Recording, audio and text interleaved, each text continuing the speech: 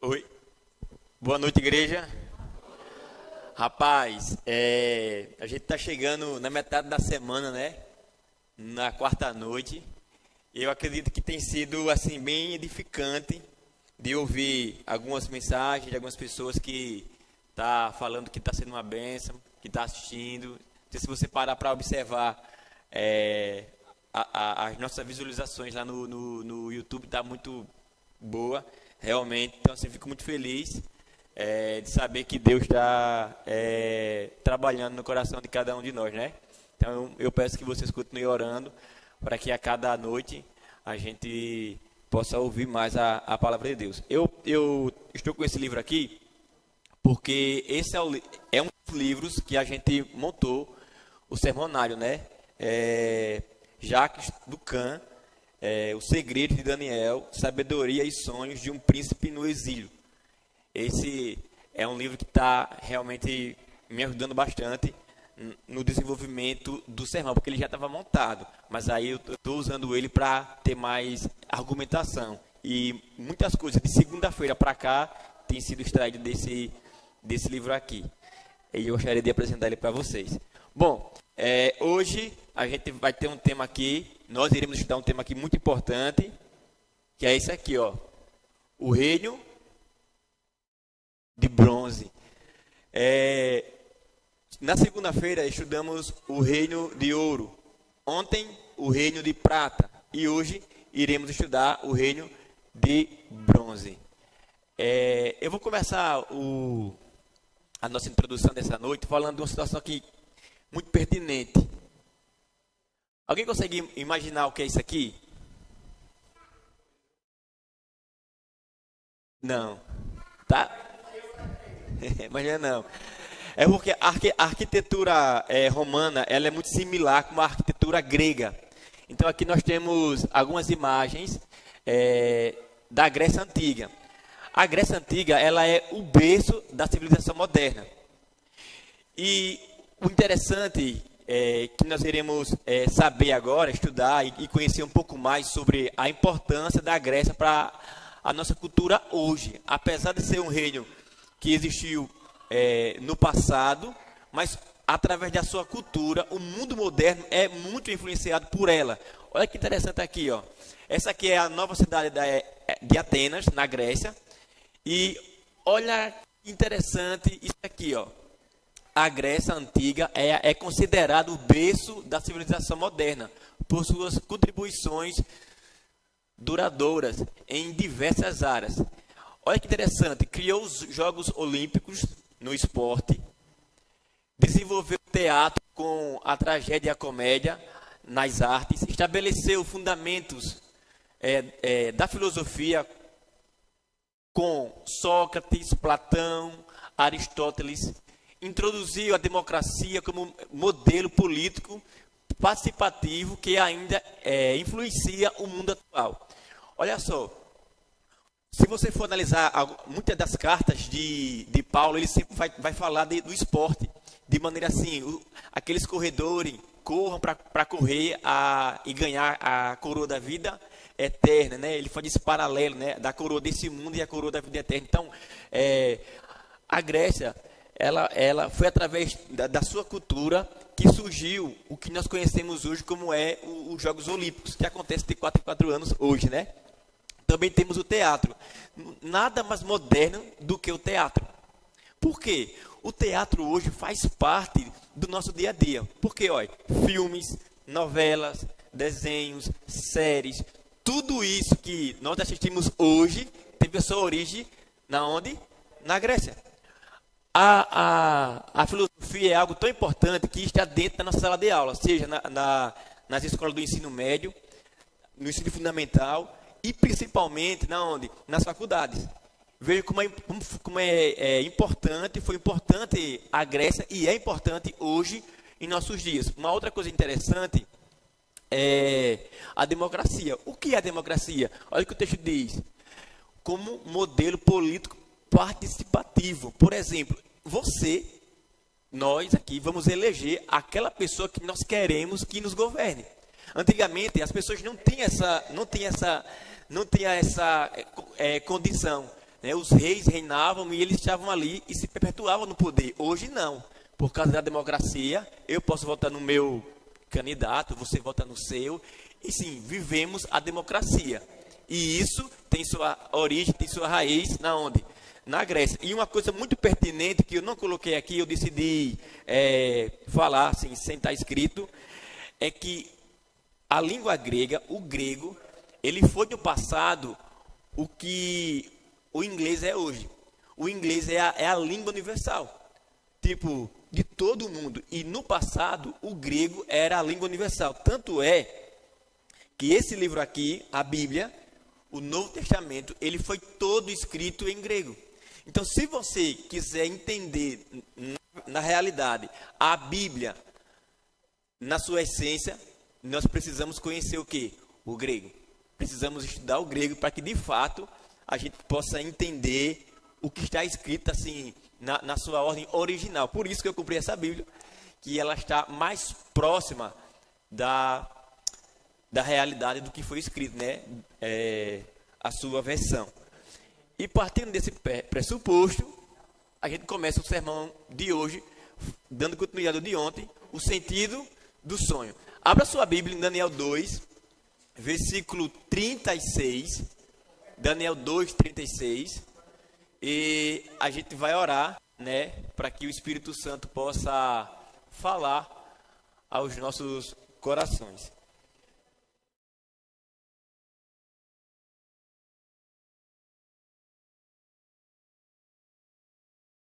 Oremos.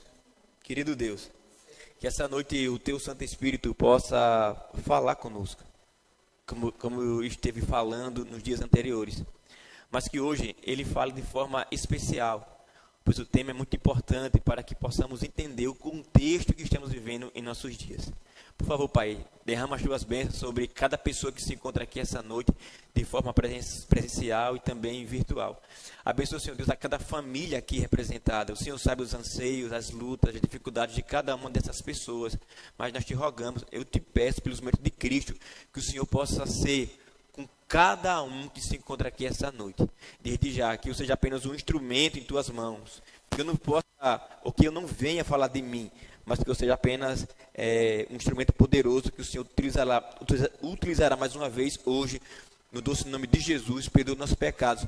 Envia anjos, ó Pai, para nos guardar, para que eles possam nos proteger e nos auxiliar no conhecimento da Tua palavra, que nós possamos nos calar agora para ouvir a Tua voz, no doce nome de Jesus. Amém.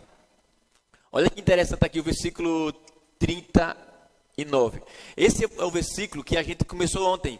O primeiro versículo de ontem e também é o primeiro versículo de hoje, que fala assim, ó: depois de ti surgirá um outro reino inferior ao teu. Aqui estava falando do governo Medo-Persas, mas aqui, ó, no mesmo versículo diz assim: em seguida surgirá um terceiro reino, de quê?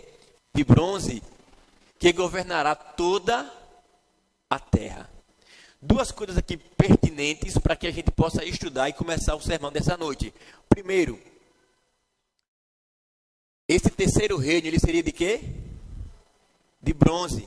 E uma coisa interessante que ele fala que esse governo iria governar toda a terra. Você entendeu por que eu comecei a introdução de hoje falando da cultura grega? Porque apesar da Grécia não ser a grande potência que foi no passado hoje, mas a sua cultura ainda opera, ainda reina hoje. Mas olha que interessante aqui. Por que Deus usou o bronze para definir os quadris da estátua? Por quê? Irmãos, Deus é perfeito. O exército grego, eles utilizavam em suas armaduras, nos seus escudos e em suas armas de luta, o bronze. O bronze era a ferramenta principal do exército grego. Por isso que quando Deus foi definir esse terceiro reino, ele disse: esse reino é um reino de bronze. Como ele falou no princípio, o reino de ouro, que a gente estudou aqui, por causa do glamour, do resplendor de Babilônia. Ontem, a prata, que era a moeda de troca dos medo-persas, e agora o terceiro reino é o reino de bronze, por causa do poderio do exército romano. Entendeu aqui? A gente pode continuar? Olha que interessante aqui. Abra aí em Daniel 8, versículo 20 e o versículo 21. Daniel 8, 20 e 21. Os meninos prestem atenção no que eu falei, viu? Olha que interessante. Diz assim, versículo 20. O carneiro de 2 chifres que você viu representa os reis da Média e da Pérsia. Versículo 21. Aquele bode peludo é o rei da Grécia. E o grande chifre entre os olhos do bode é o primeiro rei daquele país. Eu, antes de entrar e explicar isso aqui para vocês, eu quero que vocês prestem atenção nisso aqui, ó. O que é isso aqui? Matemática. Agora, eu quero que vocês pensem. A Bíblia foi escrita para a gente pensar, não para a gente sentir. Não é isso. A Bíblia foi feita para você pensar, estudar. Você não vai fazer uma prova na escola e vai dizer, nossa, estou sentindo que hoje vai dar certo. Estude não. Para ver se vai dar certo. E olha que interessante aqui, ó. X mais Y menos Z é igual a quanto? É igual a 10. E agora, como é que eu posso saber qual valor é X, qual valor é Y e qual valor é Z? Se eu não tiver essa numeração, porque eu posso colocar qualquer número e dar 10. Mas será que vai dar certo? Mas se acontecesse assim, ficaria mais fácil, né? X vale 7, Y vale 5 e Z vale quanto? Vale 2. Quando a gente faz a conta, vai dar quanto? Vai dar 10. Isso é a profecia.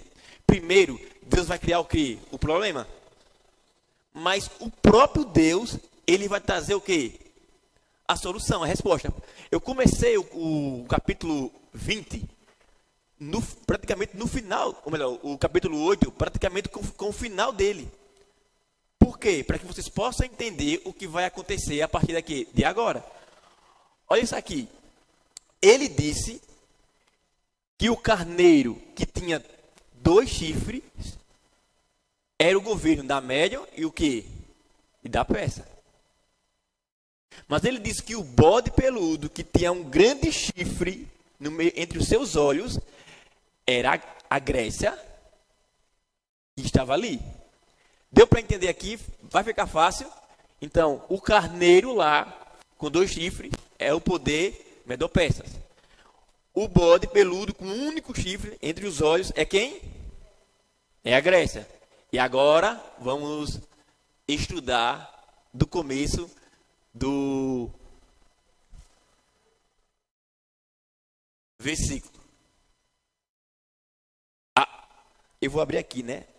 Aliás, já deixei, desde quando eu entrei aqui, eu já abri. Eu vou ler aqui e vocês acompanham a Bíblia de vocês aí. Diz assim, ó. Elevei os olhos e vi, eis um carneiro, estava de pé diante do rio e tinha 2 chifres. Os 2 chifres eram altos, mas um era mais alto que o outro. E o mais alto despontou por último. Vi o carneiro que dava chifradas para o oeste, o norte e o sul. Nenhum animal podia enfrentá-lo e ninguém podia livrar-se de seu poder. Agia de acordo com a sua vontade e engrandecia-se. Eu estava refletindo, vi um bode que vinha do oeste. Eu vou parar aqui nesse versículo 5 para explicar para vocês aqui uma situação bem pertinente para o momento. Ele disse que um chifre era maior do que o outro, não é isso? Porque ele estava dizendo que um desses poderes é maior e um é menor. Quando o governo se juntaram a Meda e a Pérsia, os persas eram mais fortes do que os medos. Veja que a profecia ela é perfeita. Ela dá detalhes que a gente precisa entender. Então, por quem era mais forte? Era a Pérsia. Quem era mais fraca ali? A Médio. E ele continua dizendo aqui.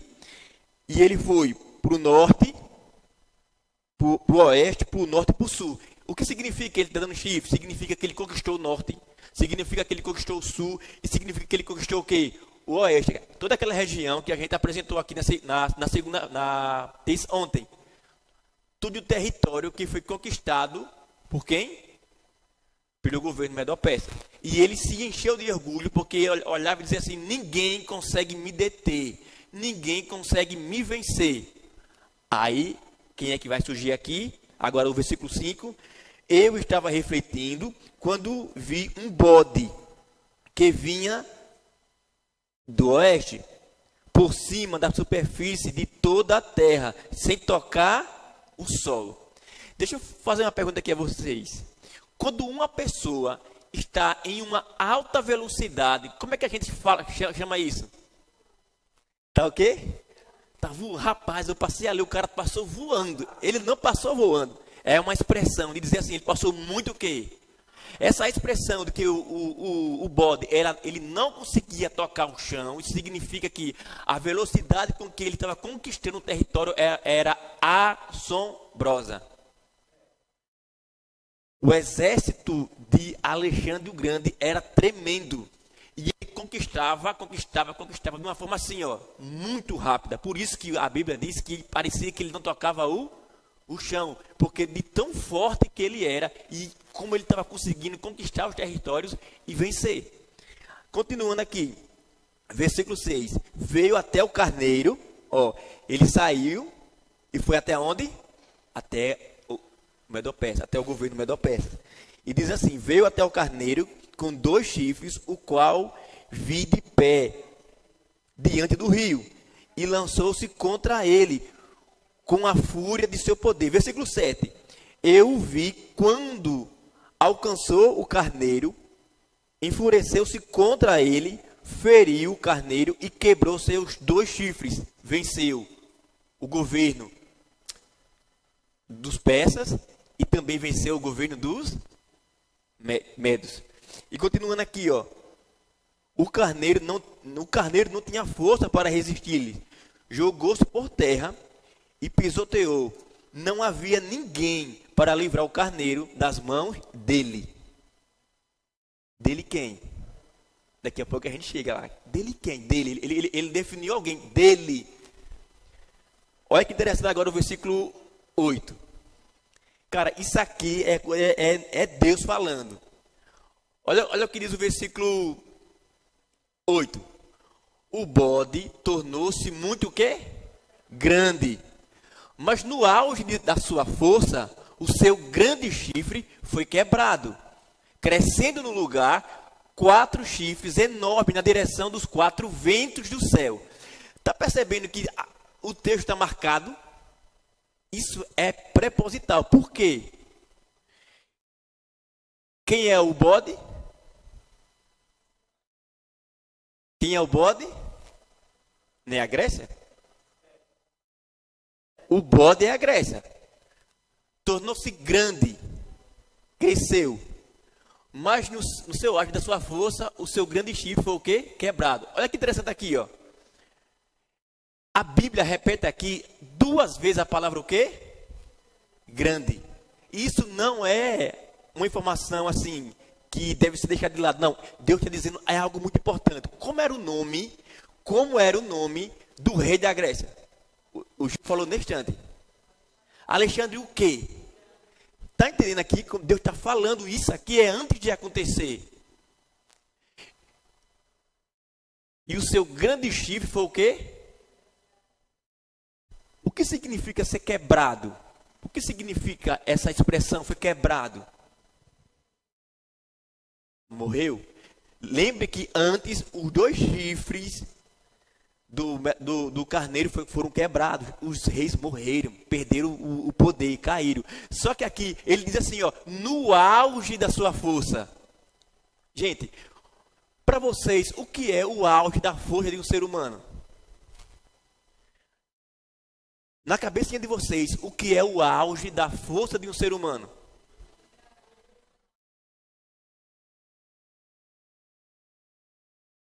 juventude.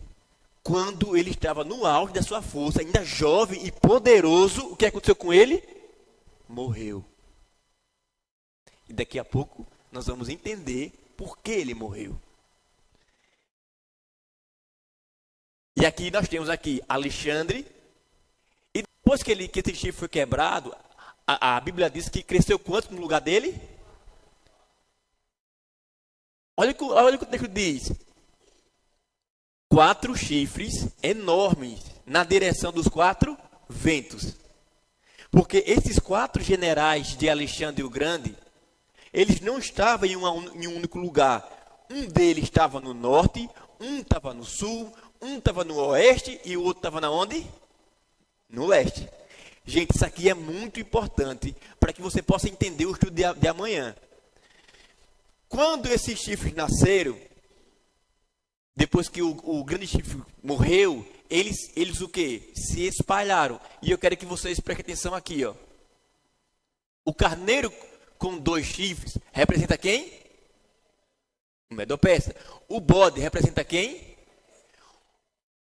O grande chifre do bode representa quem? E quem é o rei da Grécia? Alexandre o Grande. E os 4 chifres são os 4 generais de quem? De Alexandre o Grande. Alexandre era mente pensante e os 4 generais eram que faziam aquilo que ele mandava. Por exemplo, um pedreiro, ele vai seguir a ordem principalmente de quem? Do cara que vai desenhar a planta. É claro que o pedreiro vai dar as dicas, mas quem desenha a planta, quem faz, como vai ser a casa, ou o prédio, ou o que for, quem é? É quem? O arquiteto. O arquiteto desenha a planta. O engenheiro, ele cuida da parte estrutural. Entendeu? Então, o arquiteto desenha a planta. E o pedreiro faz o quê? Ele segue os passos. Alexandre era o arquiteto. Era a mente pensante. Só que quando ele morre, eles perderam o guia. Por isso que eles fizeram o quê? Se dividiram. Cada um voltou para a sua região. Você sabe o que é isso aqui? É um mapa. De que esse mapa que está ali? Esse é o mapa de todo o território que Alexandre o Grande conquistou. Gente, é algo impressionante. Nós vamos ver aqui, ó, a Itália, a Espanha, Portugal, a França, lá em cima, a Inglaterra, que hoje eu estou falando na linguagem de hoje. Toda essa parte que está em amarelo foram territórios que ele conquistou. E, inclusive, aqui, ó, subindo aqui, ó, que não está ali, ó, a Pérsia, ó lá. E ele conquistou isso com apenas 33 anos de idade. 33. E continuando aqui, quando o Alexandre conquistou tudo o que ele conquistou, ele quis realizar um último desejo, que era reerguer novamente o templo de Babilônia. Quando Alexandre foi para a Babilônia, ele se encantou com o que ele viu. E ele decidiu reconstruir o templo que havia sido destruído. Mas abram a sua Bíblia aí, em Jeremias, no capítulo 51, versículo 37, e vocês vão entender algo que eu não tinha esse entendimento até montar o sermão. Olha para isso aqui. Olha o que o Senhor Deus está dizendo.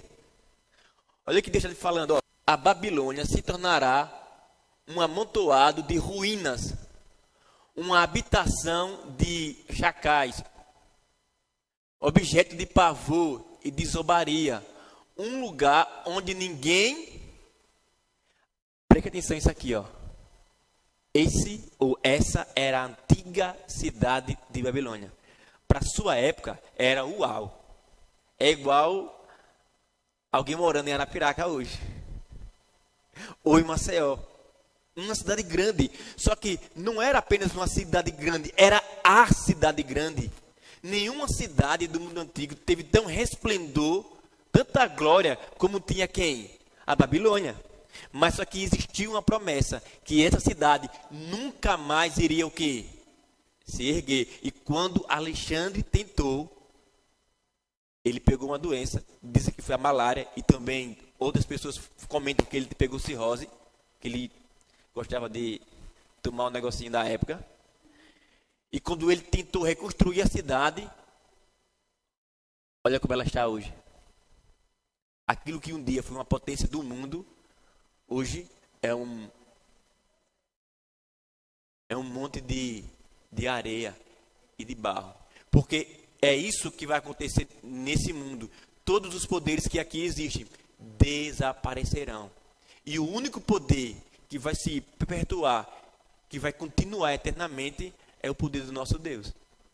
E essa noite, esse Deus te chama para fazer parte do governo dele. Não troque o que Deus preparou para você por as migalhas que Satanás joga nesse mundo.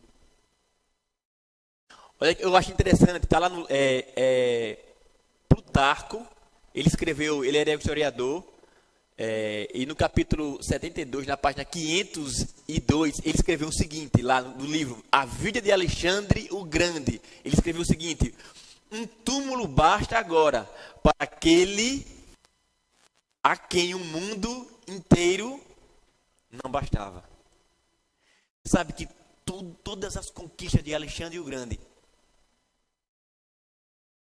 agora não valia para nada, porque ele foi sepultado. E o historiador diz: um túmulo é o que resta, é o que basta para aquele que conquistou o mundo. Mas agora é que entra a parte principal do sermão. Alexandre quem? Jesus. Abra sua Bíblia aí rapidinho, em Isaías 53, versículo 5.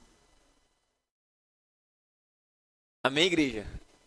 Vai dar certo? Olha o que diz o versículo. Versículo 3, ou melhor, versículo 5, fala assim, ó. Mas ele foi ferido por causa das nossas transgressões e esmagado por causa das nossas maldades.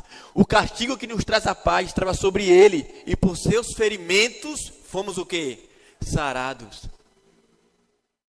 Enquanto Alexandre feriu centenas, talvez milhares de pessoas com seu exército, com a sua espada, é Jesus quem é ferido por mim e por você.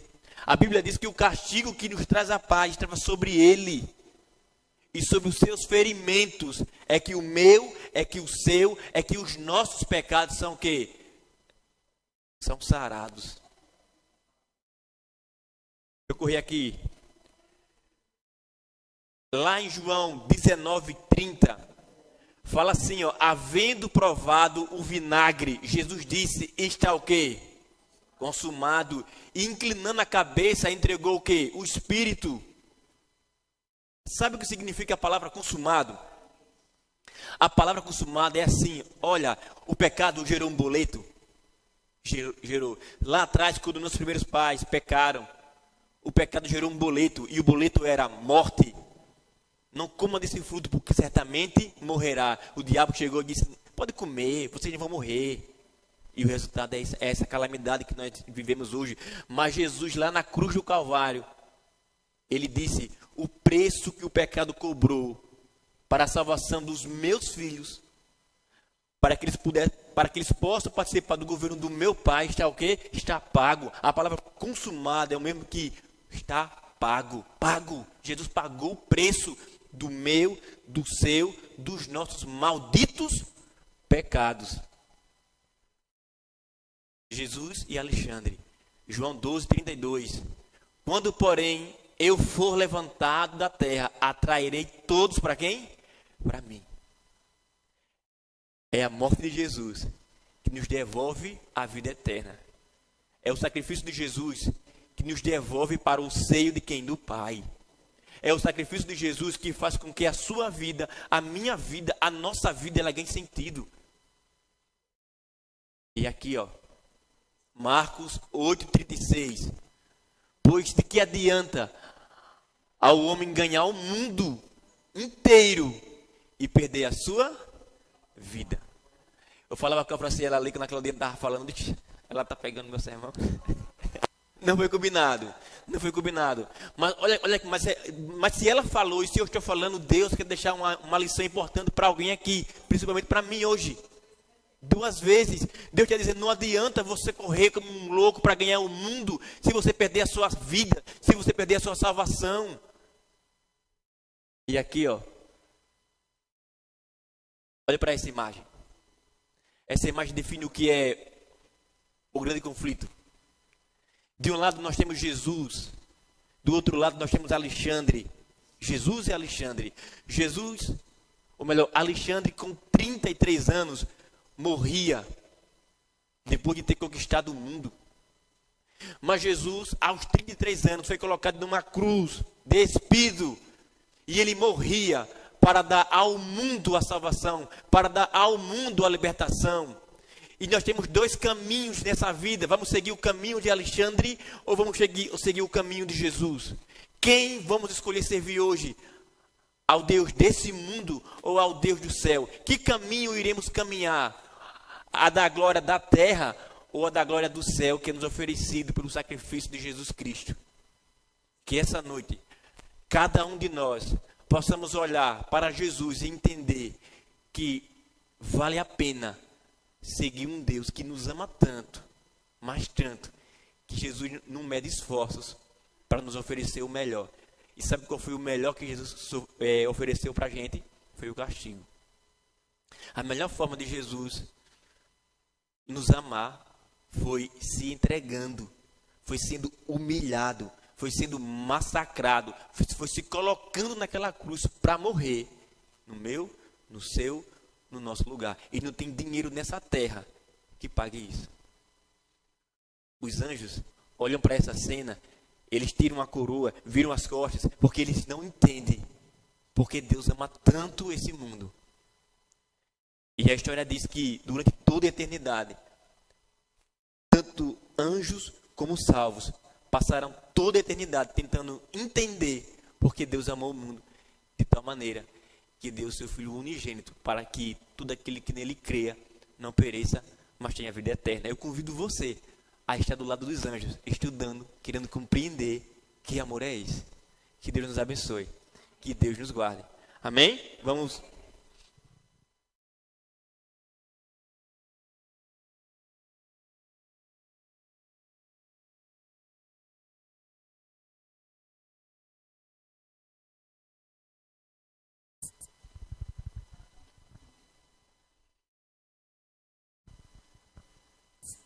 Ei.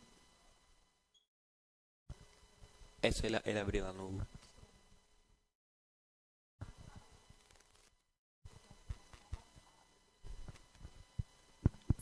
Oi.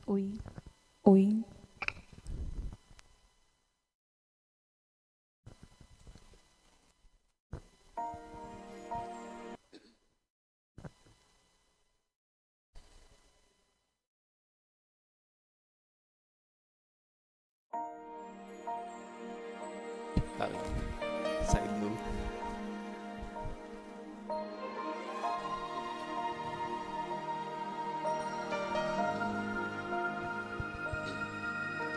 Silêncio invade o céu, o universo ali contempla o cenário de um caos. Os anjos mal conseguem crer que o próprio Deus fez-se homem pra morrer e se humilhou como um de nós, sua glória recusou, se esvaziou, calado ali, como um servo inocente, ele se entregou. Sua morte é minha vida, por seu sangue tenho libertação. Jamais saberei o preço dos pecados que pagou. És o único Deus, meu Salvador. Na cruz estava ali o Cordeiro sem pecados, me substituiu.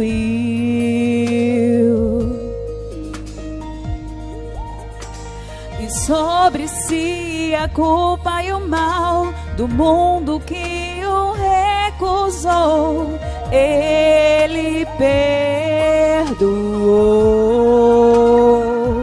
Seu amor foi maior e sem limites, me comprou com sua vitória, Ele me salvou.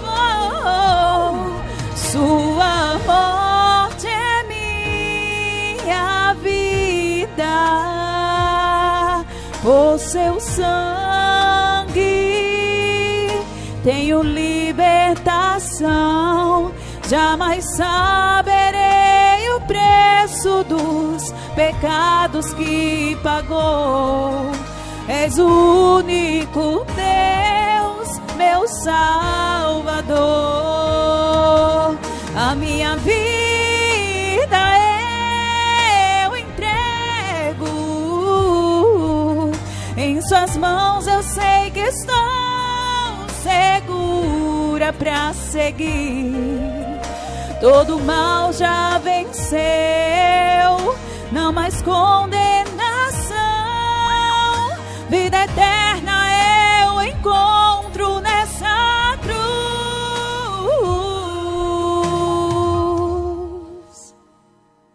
Sua morte é minha vida.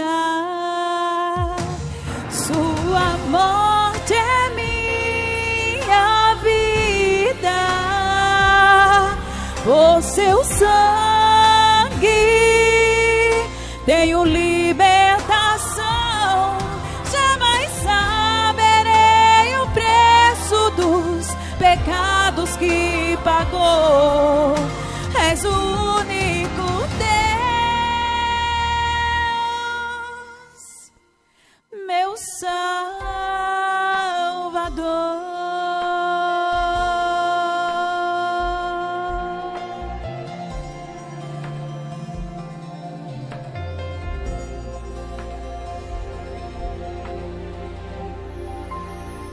Amém.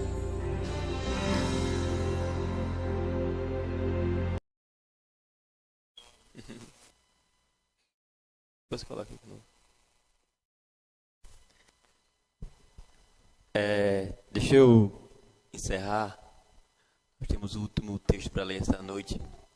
Está lá no livro Profetas e Reis, na página 716, que fala assim: ó, o grande conflito entre o bem e o mal aumentará a intensidade ao fim da história deste mundo. Em toda a época da história da Terra, Deus teve seus homens de oportunidade a quem confiou uma mensagem para seu tempo. A cada um deu uma obra especial e ele espera que essa seja levada até a sua conclusão.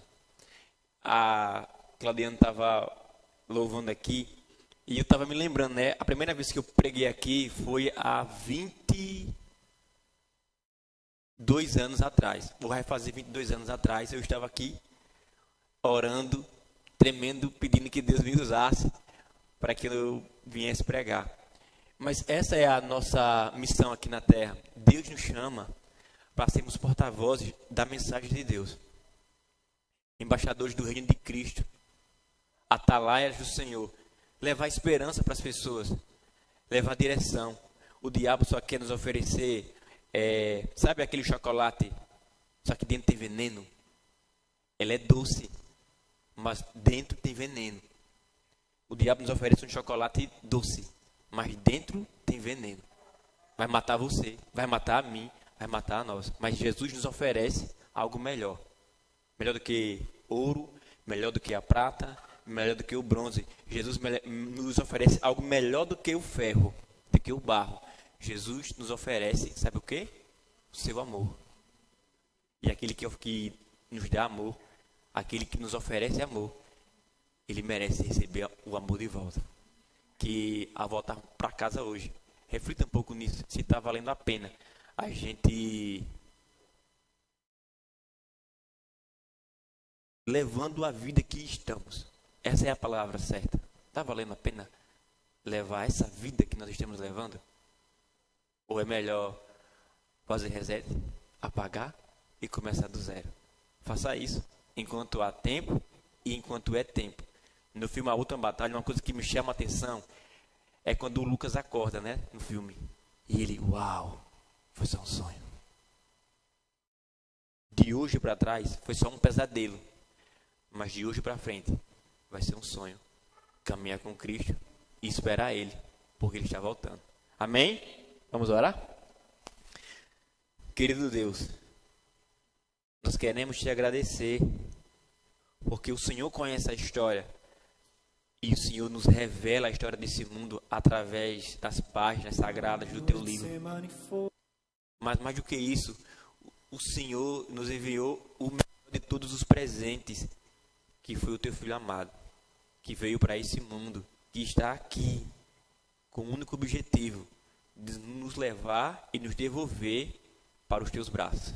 Por favor, Pai, nos leve em paz para nossas casas, nos dê uma noite tranquila, e que o Senhor venha abençoar essa programação. Que amanhã o Senhor possa tocar os corações das pessoas que estão aqui presentes, daquelas que não puderam vir, daquelas que estão assistindo. Porque nós sabemos, ó Pai, que amanhã será algo mais do que especial. Te peço e te pedimos que em nome de Jesus o Senhor nos guarde do mal. Perdoa nossos pecados. Anima a nossa fé. Anima a nossa igreja. Amém. Foi que meu Jesus orou, Yasmin, vai ter se um negócio. entregando ao Pai mais uma vez. Logo vieram pessoas. Eu sou o Kiko Bochechu. É. Ah, tá. Fala com ele ali. Para a maior E aí? das provações. Rapaz, vem mais vezes.